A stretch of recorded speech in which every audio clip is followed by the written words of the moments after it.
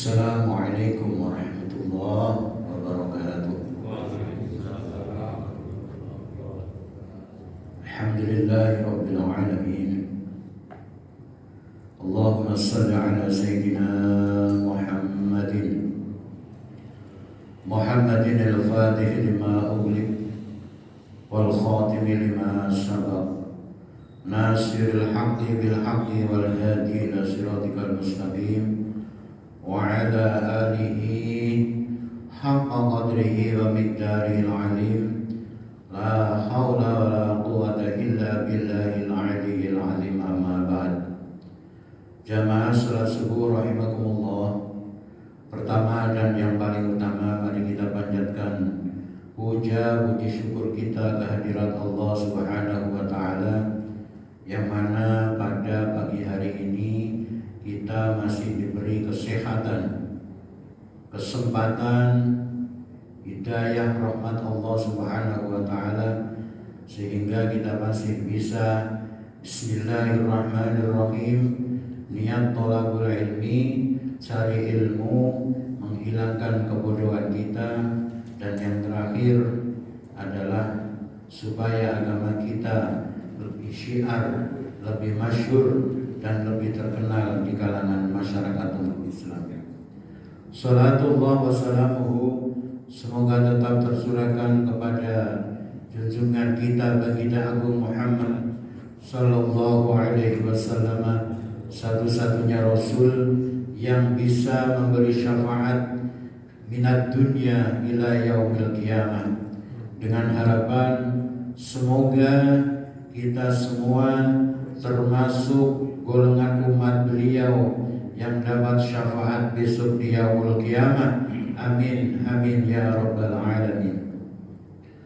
Qala al-musannifu rahimahullahu ta'ala wa nafa'ana bihi wa bi'ulumihi fid dharain amin. Bismillahirrahmanirrahim.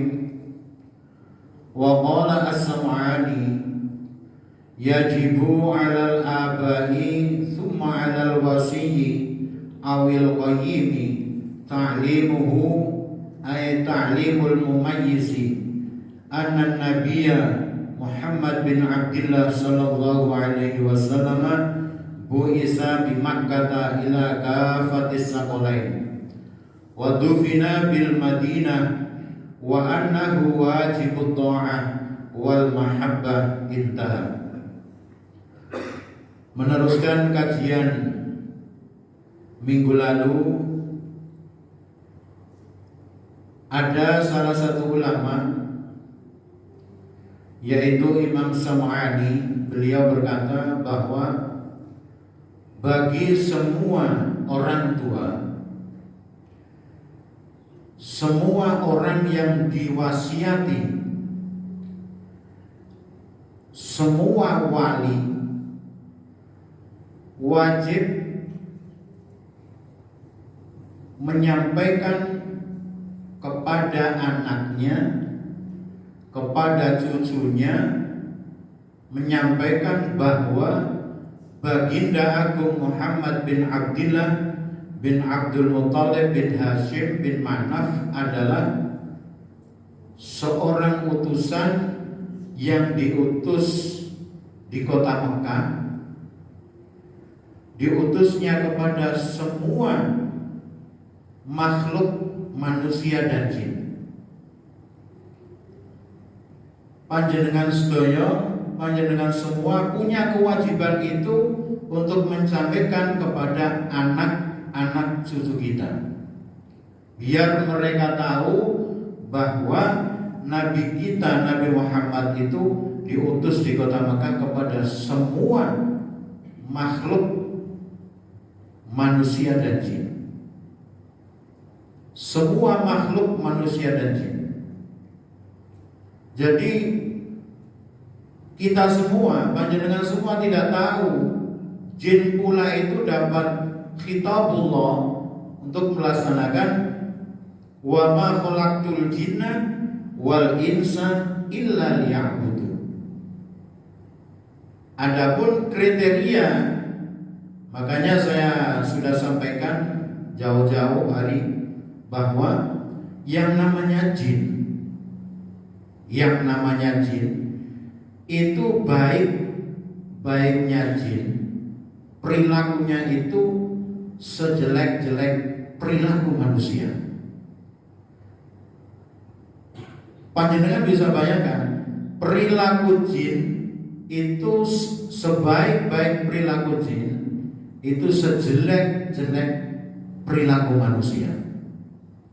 Tapi walau keadaan seperti itu, tetap jin itu wajib seperti kita menjalankan sholat, ibadah dan sebagainya. Nah, adapun dia para jin maksiat, ya seperti adanya manusia seperti kita ini, itu memang sudah dinas oleh Allah Subhanahu wa Ta'ala seperti itu. Jadi sebaik-baik perilaku jin itu sejelek-jelek perilaku manusia. Jadi umpamanya ulamanya jin itu manusia yang paling jelek, katakanlah seperti itu. Yang paling pintar jin itu manusia yang paling bodoh. Itu jin. Wa dufina bil Madinah, dan beliau dimakamkan di Madinah. Wa annahu wajibut ta'ah wal mahabbah. Jadi bagi para anak-anak kita sampaikan kepada anak-anak cucu kita bahwa harus mencintai kepada Rasulullah Sallallahu Alaihi Wasallam, dan itu sudah harga mati. Wajib cinta kepada baginda Nabi Muhammad Sallallahu Alaihi Wasallam.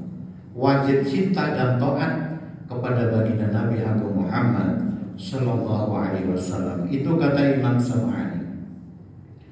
Selanjutnya, wa'lam anna Nabiya Sallallahu Alaihi Wasallam lamma balagha minal umri 40 sanatan nabba'ahu Allah Ta'ala fi yawmil isnaini fi syahri Rabi'il Awwal wa arsalahu likafatin nasi basyiran wa nadhira.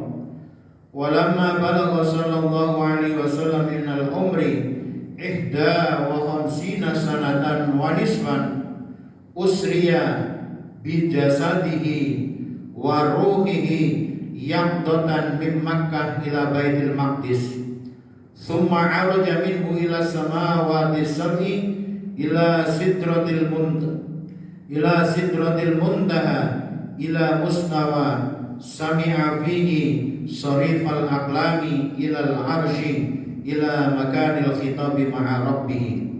Wa farrata fi dhalika al-waqti alaihi sallallahu alaihi wasallam wa ala ummati khamsa sholawatin. Ketahuilah bahwa proses baginda Nabi Muhammad diutus menjadi nabi itu ketika umur 40 tahun. Jadi baginda Nabi menikah dengan Sayyidatina Khadijah radhiyallahu anha, itu beliau umur 25 tahun. Sedangkan Sayyidatina Khadijah sudah umur 40 tahun. Dan beliau Sayyidatina Khadijah masyhur meriwayatkan semua rawi bahwa Sayyidatina Khadijah itu seorang janda yang sudah memiliki anak satu namanya Halah. Dalam sirah Nabi dijelaskan semua seperti itu. Jadi beliau Nabi umur 25 tahun nikah janda kepada Sayyidatina Khadijah Al-Kubra radhiyallahu anha, dan sudah mempunyai anak namanya Halah. Perjalanan Rasulullah sallallahu alaihi wasallam dari sejak kecil, baginda Nabi itu sudah mengalami beberapa fase kehidupan yang sangat begitu berat. Beliau adalah seorang yatim. Beliau adalah setelah menginjak belum umur dewasa, masih kecil, sudah ditinggal oleh ibunya, sudah ditinggal oleh kakeknya, lalu diasuhlah beliau oleh pamannya, yaitu Abu Thalib. Abu Thalib itu bapaknya sahabat Ali karramallahu wajhah. Seiring perjalanan itu, memang sejak kecil baginda Nabi itu sudah, sebelum diangkat Nabi, ini sudah mempunyai ciri-ciri bahwa beliau ini adalah salah satu manusia yang besok menjadi pilihan Allah Subhanahu wa ta'ala.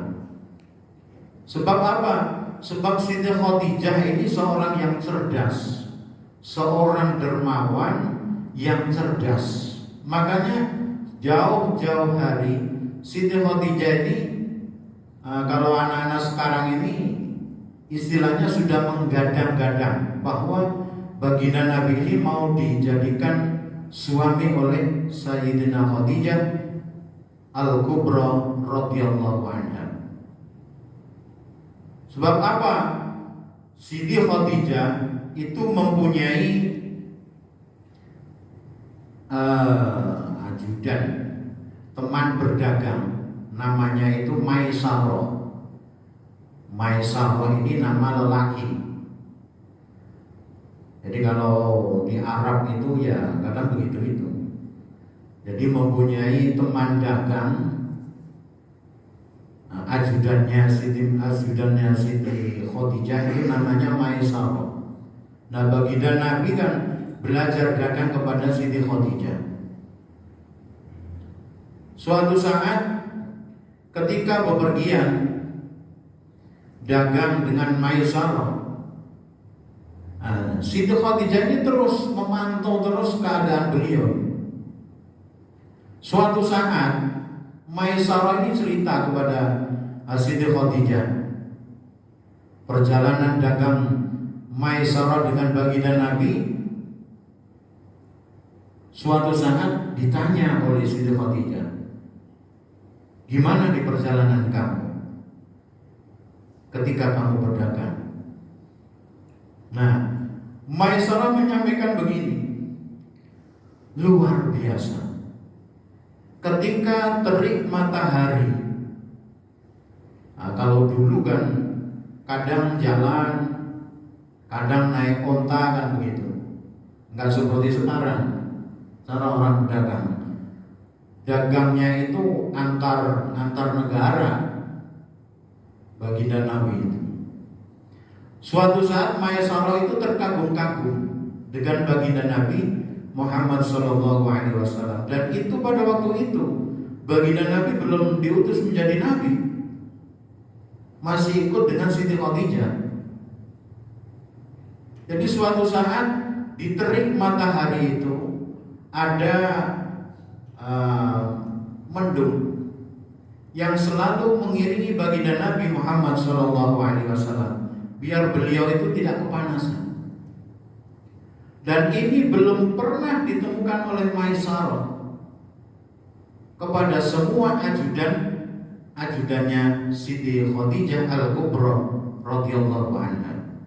Nah, mulai dari sinilah Siti Khadijah ini ini anak luar biasa ya. Jadi sudah digadang-gadang untuk jadi suaminya. Makanya seorang perempuan itu harus punya prinsip untuk cari jodoh seperti itu. Jadi bagi orang tua itu tidak hanya kita sekedar anak kita punya jodoh, harus kita carikan yang punya kelebihan. Seorang laki yang punya kelebihan tentang, terutama untuk zaman sekarang, adalah kelebihan tentang pengetahuan ilmu agama, dan itu wajib hukumnya. Jadi tidak asal sembarangan. Yang benar-benar tahu tentang ilmu agama. Itu diantaranya. Nah, setelah perjalanan pernikahan baginda Nabi Agung Muhammad SAW, nikah umur 25 tahun, diangkat menjadi Nabi umur 40 tahun. Berarti 15 tahun perjalanan Siti Khadijah menanti. Sebab Siti Khadijah ini seorang yang cerdas dan sudah tahu tentang pengalaman kitab-kitab yang dahulu, Taurat, Zabur, Injil, itu tahu bahwa besok di akhir zaman itu ada utusan Allah, Rasul Allah yang terakhir namanya Muhammad. Makanya feelingnya Sayyidatina Khadijah radhiyallahu anha ini sudah cerdas beliau. Nah, tapi namanya manusia, apalagi seorang perempuan, menunggu dari pernikahan beliau ke 40 tahun, 15 tahun kemudian, menunggu kapan ini Muhammad diangkat menjadi nabi. Ini ditunggu dari 15 tahun pernikahan. Kapan ini baginda Nabi diutus menjadi nabi? Nah, dalam perjalanan 15 tahun ininya, maklumlah seorang perempuan, keistimewaan yang seharusnya ada secepat mungkin ini belum terjadi. Nah, suatu saat baginda Agung Muhammad Sallallahu Alaihi Wasallam diberi wahyu oleh Allah Subhanahu wa Ta'ala. Nah, kegirangan Sayyidatina Khadijah Al-Kubra pada saat inilah saat-saat yang saya tunggu Muhammad sebagai suami saya menjadi utusan Allah yang terakhir. Ketika itu baginda pulang. Baginda Nabi itu kan mendapat wahyu pertama. Kalau dalam Quran itu kan disebutkan ya ayyuhal muddatsir. Jadi pertama beliau dapat wahyu dari malaikat Jibril dari Allah Subhanahu wa Ta'ala. Ini luar biasa, sakit beliau. Jadi ke rumah, tiba-tiba ini beliau sakit yang luar biasa. Tapi Siti Khadijah itu tahu bahwa inilah wahyu. Jadi ya ayyuhal muddatsir, suruh ngemulin, suruh mijitin, ini luar biasa. Baginda Nabi keluar keringat, panas dingin, keluar keringat, sakit beberapa hari ketika dapat wahyu lewat malaikat Jibril. Dan ini Siti Khadijah itu tahu, inilah waktu yang saya tunggu-tunggu, bahwa Muhammad suami saya adalah utusan Allah yang terakhir. Ini Siti Khadijah sudah tahu. Nah, makanya kalau sesuai riwayat dalam perjalanan baginda Nabi nanti diutus atau ke Isra Mi'raj ini kan masih lama. Tapi pada saat itu pula sebenarnya, makanya saya katakan dulu itu, berarti sebelum baginda Nabi dapat wahyu untuk menjalankan sholat 5 waktu, itu tidak sholat.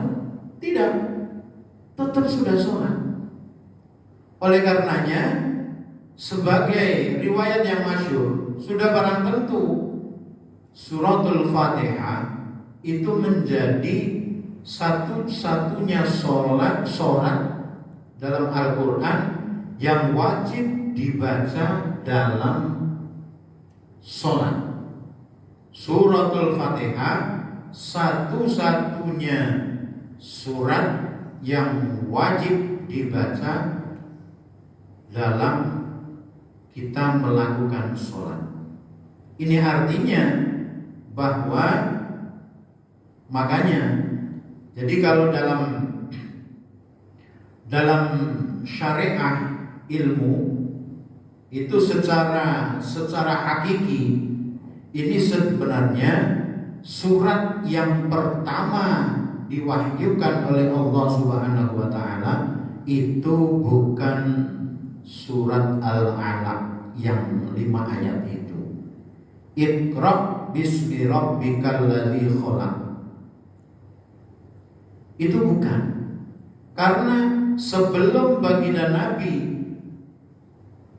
Isra Mi'raj ini sudah sholat, tapi sholatnya malam. Makanya kalau dalam riwayat hadis itu suratul Fatihah ada beberapa surat dalam Al-Quran yang turunnya itu diulang-ulang. Di antaranya suratul Fatihah dan surat yang menjelaskan tentang masalah ruh. Jadi hakikinya suratul Fatihah itu sudah dibawa oleh malaikat Jibril dulu sebelum surat Al-Alaq. Karena apa? Karena sebelum baginda Nabi diangkat oleh Nabi, sebelum mendapat wahyu sholat 5 waktu, itu sudah melakukan sholat. Sholatnya sholat malam, belum 5 waktu. Salah satu riwayat setelah sholat malam, baginda Nabi dapat wahyu lagi untuk sholat pagi dan sore. Nah, sholat pagi dan sore itu pun kan harus yang namanya sholat wajib membaca suratul Fatihah. Makanya dalam syariat kita wajib mengaji suratul Fatihah dengan fasih. Wajib ngaji suratul Fatihah dengan fasih. Sebab apa? Kalau bacaan Fatihah kita tidak fasih dalam sholat, panjang pendeknya, ini juga sholat kita pun masih diragukan untuk sah dan tidak. Jadi nanti kalau dalam syarat-syarat sahnya sholat, di antaranya baca Fatihah, itu harus panjang pendeknya harus tepat, tasdidnya pun harus tepat. Makanya jauh-jauh hari sudah saya sampaikan bahwa suratul Fatihah panjang pendek tasdidnya harus tepat, terutama dalam ayat iyyaka na'budu wa iyyaka nasta'in. Kalau di situ tidak ada tasdidnya, bacanya hanya iyyaka, itu artinya ai asyamsa, kepada langit saya menyembah, kepada matahari saya menyembah, dan kepada matahari saya minta pertolongan, akan menimbulkan arti yang beda. Makanya hati-hati. Jadi suratul Fatihah ini harus benar-benar kita gurukan kepada seorang yang alim, yang tahu tentang ilmu Quran. Sebab ini buat sholat kita, buat keberlangsungan sah dan tidaknya sholat kita. Setelah 40 tahun, pada hari Senin bulan Rabiul Awal pula, dari hari Senin bulan Rabiul Awal, baginda Nabi umur 40 tahun, diangkatlah beliau menjadi Nabi. Wa arsalahu likafatin nasi basyira wa nadhira. Beliau diutus kepada semua manusia basyira wa nadhira, untuk menyampaikan sesuatu yang senang menyampaikan sesuatu yang tidak menyenangkan. Yang menyenangkan apa? Orang yang berbuat baik, amal soleh, bahkan dibalas dengan al-jannah, dengan surga. Itu namanya basyiro wa nadhiro, dan menyampaikan yang tidak menyenangkan. Artinya yang tidak mau taat kepada Allah, yang tidak mau Islam, yang tidak mau ibadah, bahwa besok larinya ditempatkan ke neraka Allah Subhanahu wa ta'ala. Walamma balagha sallallahu alaihi wasallam minal umri 51 sanatan wa nisfan usriya bi jasadihi wa ruhihi yaqdatan min Makkah ila Baitul Maqdis. Nah, setelah baginda Nabi umur 51,5 tahun.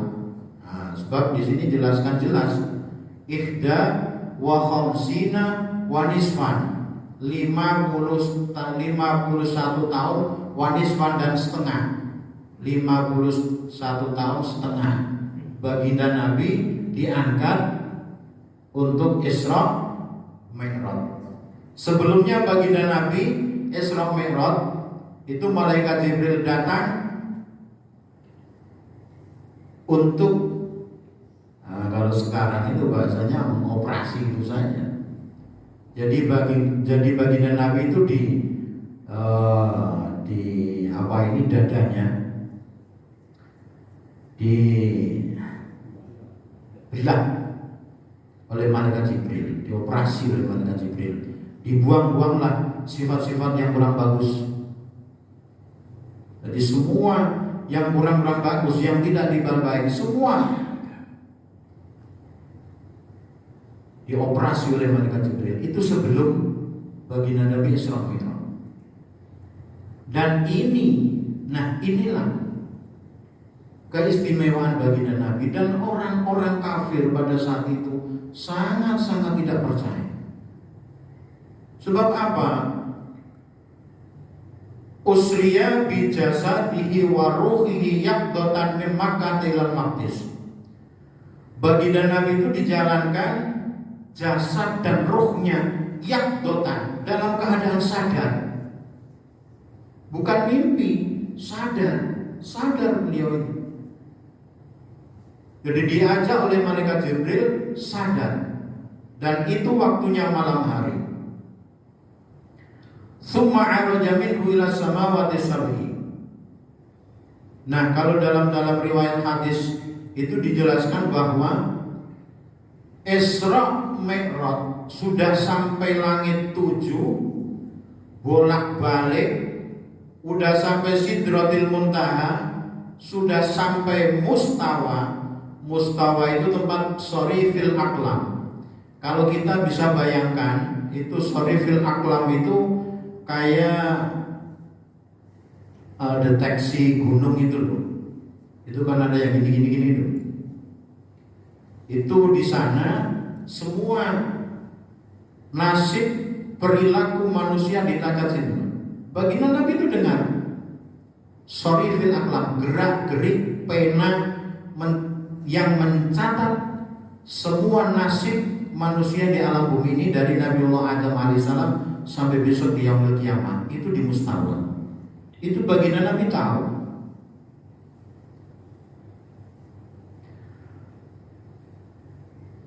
Ilal arsy ila makanil khitabi ma'a rabbih. Nah, perjalanan baginda Nabi untuk Isra Mi'raj ini malaikat Jibril itu selalu mengikutinya sampai Sidratil Muntaha. Tapi setelah sampai Mustawa, baginda Nabi ini dilepas oleh malaikat Jibril. Sebab malaikat Jibril tidak bisa mencapai ke yang namanya Mustawa. Yang bisa hanya baginda Agung Muhammad Sallallahu Alaihi Wasallam. Nah, belum sampai ke aras. Jadi ke mustawa, kemudian ke aras. Nah, aras ini makhluknya Allah yang paling besar. Katakanlah planetnya Allah yang paling besar. Jadi semua bumi, luasnya langit, luasnya ada Mars, ada Jupiter, ada ini dan itu semua dikumpulkan di aras. Dan aras ini yang memikul dan yang menjaga semua para malaikat. Nah, setelah sampai ke aras, baginda Nabi naik lagi ila makanil khitabi ma'a rabbih, di tempat yang di situ hanya baginda Nabi yang bisa sampai ke tempat itu. Beliau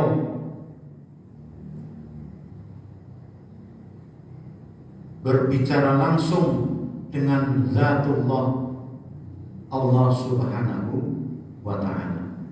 Nah, pada peristiwa Isra Mi'raj ini, orang-orang kafir ini, apalagi orang-orang kafir Quraisy, malah sangat-sangat tidak cocok dengan baginda Nabi Agung Muhammad Sallallahu Alaihi Wasallam. Muhammad ini udah gila. Sebab apa? Perjalanan yang nyata dari Makkah ke Baitul Maqdis itu kalau sudah ditempuh perjalanan biasa itu sudah beberapa ratus kilo. Belum naik ke langit 7, 1, 2 sampai 7. Belum ke Sidratil Muntaha, belum ke Mustawa, belum ke Aras, belum ke Makanil Khitab ma'a Rabbi. Ini orang-orang kafir tambah-tambah judek ya. Pusing dia, tambah gila. Muhammad ini gila ya. Jadi menyampaikan tentang peristiwa Isra Mi'raj untuk menyampaikan dakwah kepada umatnya. Ini orang-orang kafir tambah gila ya. Muhammad tambah gila ya. Perjalanan yang nyata, kalau dalam riwayat hadis yang masyhur itu, jadi tempat tidurnya baginda Nabi ini masih hangat. Jadi mulai perjalanan dari Mekah ke Madinah ke Baitul Maqdis sampai pulangnya dengan peristiwa-peristiwa yang begitu lama kalau menurut akal pikiran, ini baginda Nabi dibalikkan lagi oleh malaikat Jibril. Ini tempat masih hangat gitu. Berarti ini perjalanan bukan beberapa jam. Bukan beberapa jam. Masih hangat ini. Tempat tidur baginda Nabi dari mulai beliau diajak malaikat Jibril sampai pulang lagi. Prosesnya itu kan udah panjang. Beliau dilihatkan surga, dilihatkan oleh neraka. Ceritanya itu panjang banget.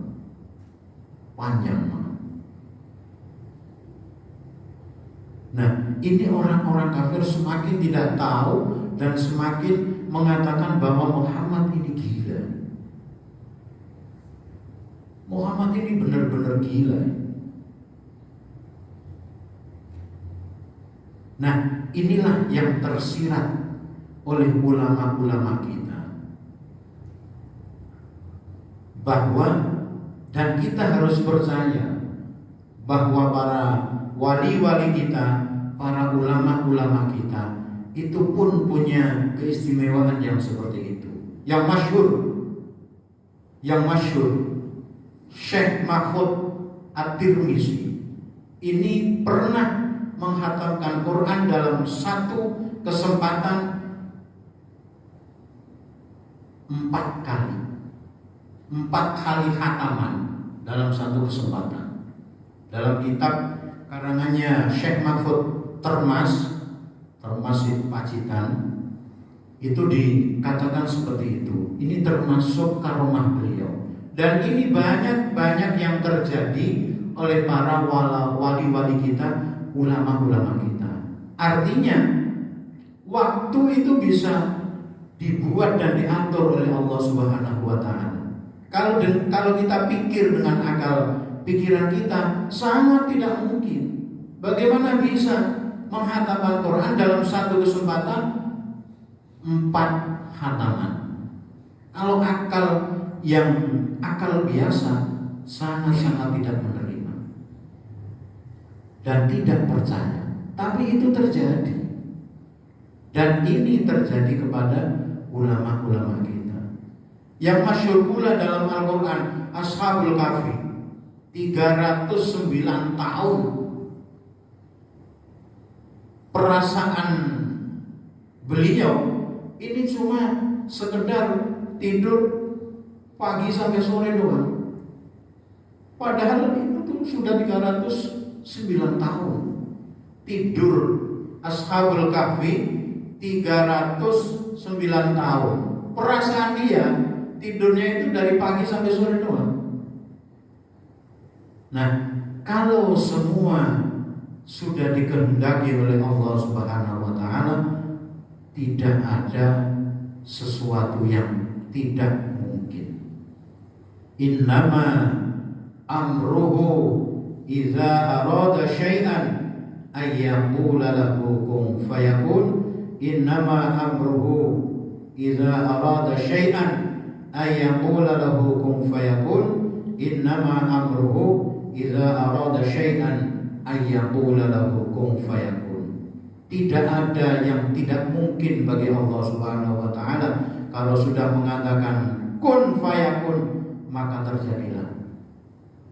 Makanya saya sering katakan, dan ini menjadi ijazah saya kepada panjenengan semua, kalau baca Yasin sampai ayat innama amruhu dibaca 3 kali, kemudian panjenengan dalam hati mengatakan semua kebutuhan yang sedang dibutuhkan, apa saja.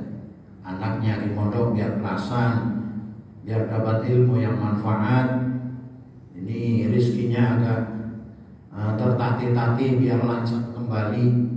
Itu dalam ayat innama amruhu idza arada syai'an ayyaqula lahu kun fayakun. Ini dari guru saya sampaikan lagi kepada panjenengan semua.